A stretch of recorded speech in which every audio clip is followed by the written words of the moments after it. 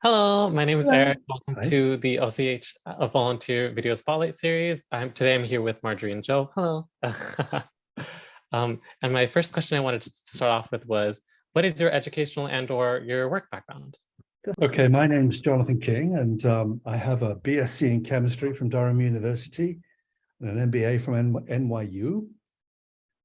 Pretty long time ago, mind you, but that's my background. I worked in the fragrance industry for about 40 years, mostly in marketing positions. Some of it was selling fragrances and essential oils, most of that in this country. The industry is concentrated in New Jersey, so I know all about chemicals, since that's the heartland for chemicals in this country. I learned a good deal about that and a good deal about natural fragrances, natural chemistry, and what we get from nature. I'm Marjorie King, Margie. Joe is short for Jonathan. I graduated again many years ago from Dickinson College in Carlisle, Pennsylvania, with a double major in biology and chemistry. I spent my junior year of college in England, where I met Joe. I'm a physician, I'm a medical doctor, so I went to medical school in Hershey, Pennsylvania, which is Penn State's medical school. I did my training, I had to move to, unfortunately, New Jersey from Pennsylvania. Pennsylvanians don't like New Jersey and vice versa. I moved to New Jersey and then New York to do my training because that's where Joe's jobs were. I went to Manhattan VA, NYU, that system. I got my fellowship in cardiology. And then I spent more than about 36 years working at a very nice place, an acute inpatient rehabilitation hospital in Rockland County, New York, that's affiliated with Columbia University and actually owned by the Department of Health of New York State, where I used my cardiology skills within physical medicine and rehabilitation. I was the chief medical officer there before I retired a couple of years ago.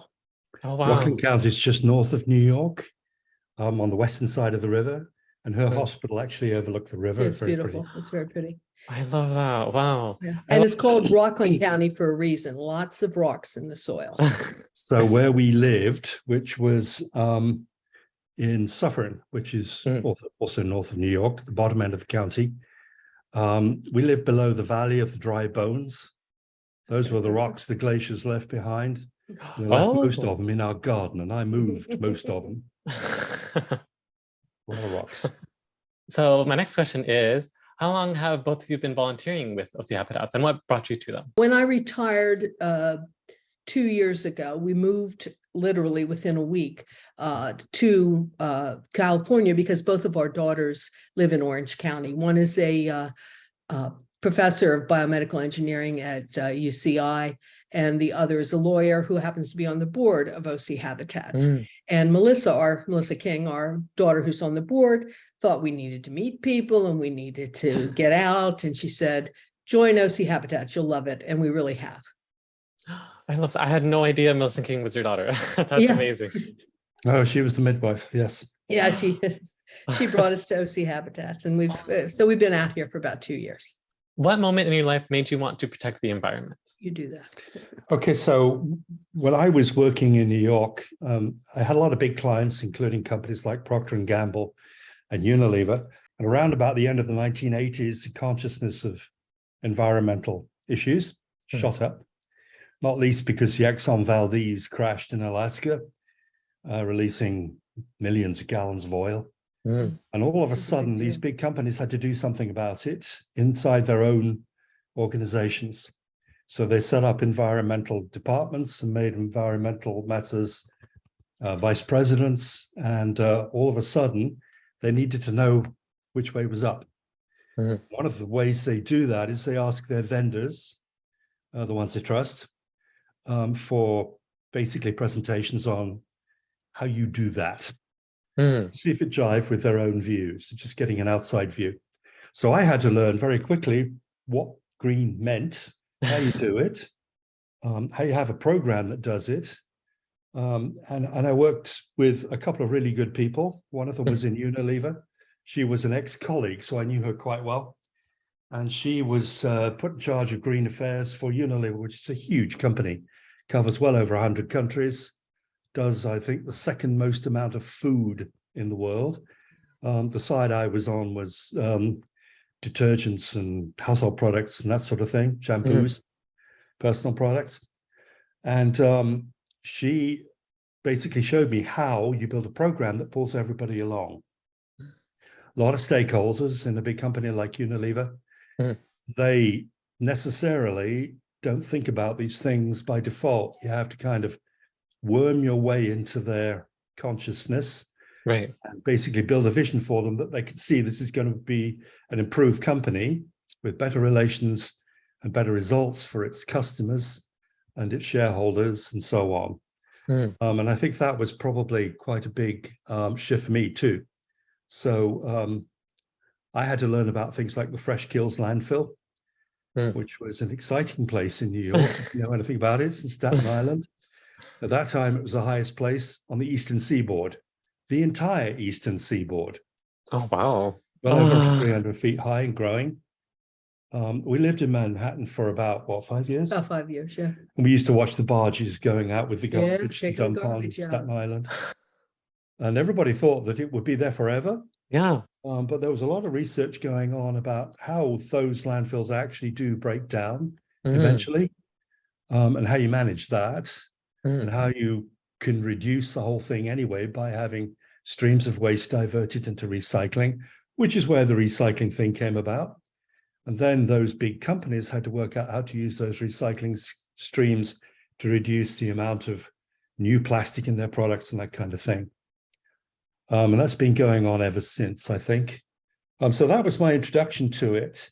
The other thing was that from studying landfills, lovely place, we actually moved out of Manhattan in 1984 because Melissa got born. And we moved upstate to Rockland County, and she got a new job, had a baby, car, a job, and a house in 1 month. Busy month. And that was a converted barn outside of Suffolk, and underneath the mountains, the Ramapo Mountains, which are really hills.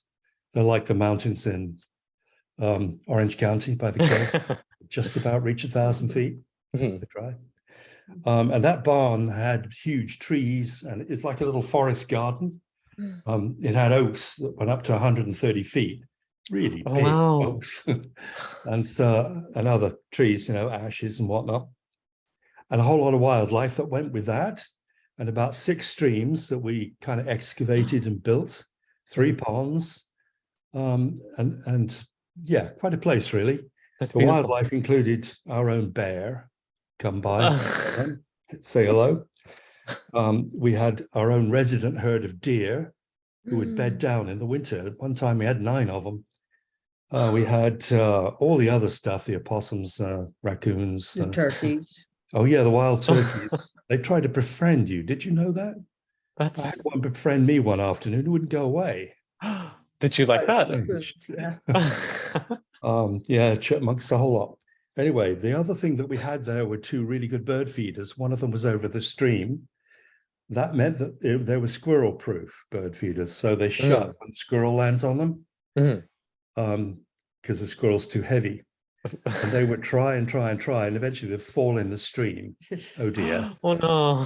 So it kept the squirrels out bird feed, but that was so successful, we would have like 30 or 40 birds trying to get in one time. It was a mass of birds in the winter, especially when the snow fell. And that was maybe 20 species of birds. So we were quite blessed there. And all of that was a good introduction to the stuff that OC Habitats does, especially that side of it, and especially the gardening side of it, which she can talk about a little bit. Yeah, part of why we moved was gardening was a bit too much for us. The cleaning of the streams and all that, and the pulling of the weeds and that sort of thing. But your question was, what in our life, what event in our life made us care about the environment? And my answer is more, it's been a continuum. It's been ever since I was a little girl in Pennsylvania playing in the woods, and then gardening in the woods where we moved. It just sort of is part of who you are. You know, it's It's different than growing up in a city and saying, I want to save the environment. It's more like, okay, why can't we always live in trees and in forests and be able to look at beautiful views? So mine was a little bit more passive move toward it. And I think that's really interesting. So you spent like a lot of time like just in nature as a child, more so than basically in our backyard in nature. Those big trees were only 3 feet away from the house in some places. Probably wasn't They were very holding safe. the house up. My next question is there a single person that has influenced you in your environmental activism? Oh, well, that's really my story about the colleague at Unilever who was into green affairs. That was her job. So she's probably the only figure I can really point to. But Melissa's obviously influenced how we think through her activism and the programs that she does and she's introduced us to. So yeah, that would be my answer. Yeah, I'm most influenced actually by OC Habitats, by Stacy and by the enthusiasm of the volunteers, the people that we meet. It's all a different environment for us now out here. And I think our eyes are being opened even at our relatively elderly age, retired age. Quality of the air does open your eyes out here. We were astonished.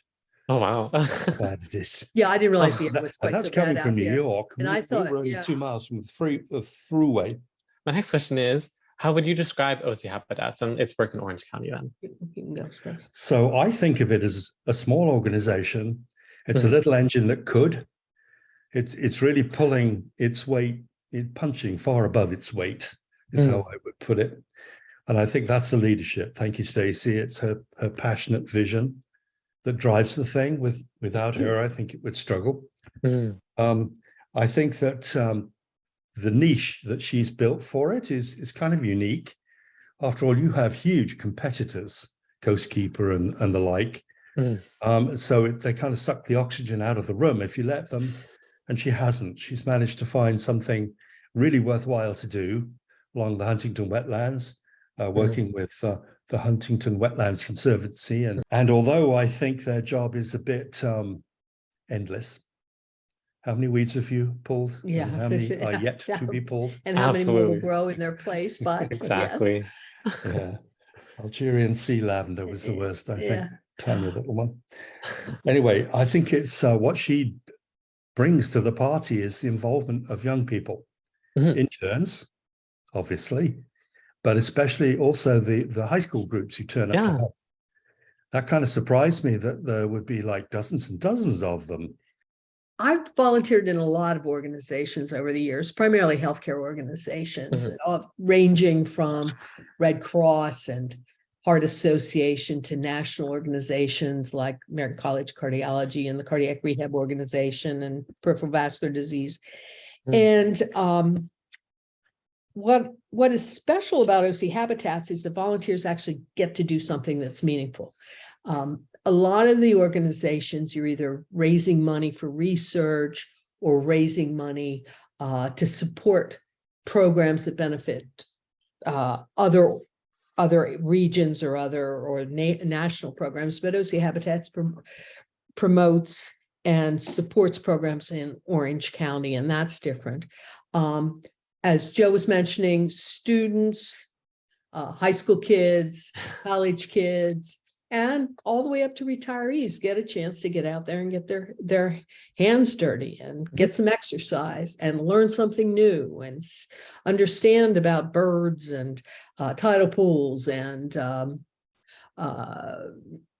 what's a weed, what's a native species, what's a non-native species, or what's an invasive species, what needs to go, what should stay, why it should stay, which is really what's finally sunk into my brain. It took a while as to the grand purpose of things, but it's an organization that is primarily educational, outreach, and with specific projects. A lot different than a lot of the other organizations I've been in. And you get your hands dirty. Yeah. That's the key bit. Yeah. That's what we miss. Hands dirty. We used to do a lot of gardening together. I did rocks, she did plants. And we can still do that here. It's ditch digging some of it. That's the restoration part of it that we do. And I think too that with those young kids around, some of them will get hooked on it. Yeah, That's absolutely. tomorrow's interns, and then the people who actually do things. Right. So yeah, I think OC's a little bit, OCH is a little bit unique in that respect. I completely A agree. little special. My next question is, aside from OC Habitats, how do you engage in environmental activism in other parts of your life? We're older. We engage with our checkbook, I'll have to admit, as well as we do some walking and some hiking. But really supporting organizations that support environmental issues. We do a little birding, although we're not very good at it yet. But basically, if you live in a concrete apartment, there's a limit to what you can do unless you do it through OCH. My next question would be then, what are you focused on here at OC Habitats? And can you tell us about a project that you're currently working on or something that you're particularly proud of? As I mentioned, we're primarily part of the restoration group. Yes.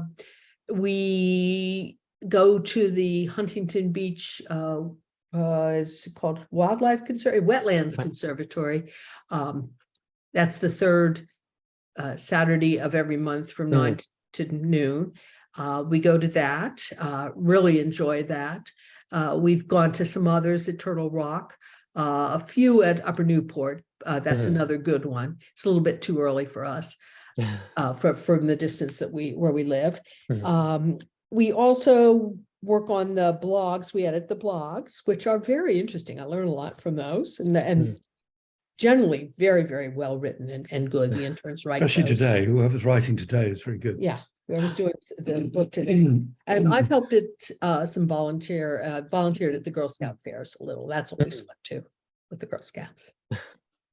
And was it the same answer for you as well, Joe?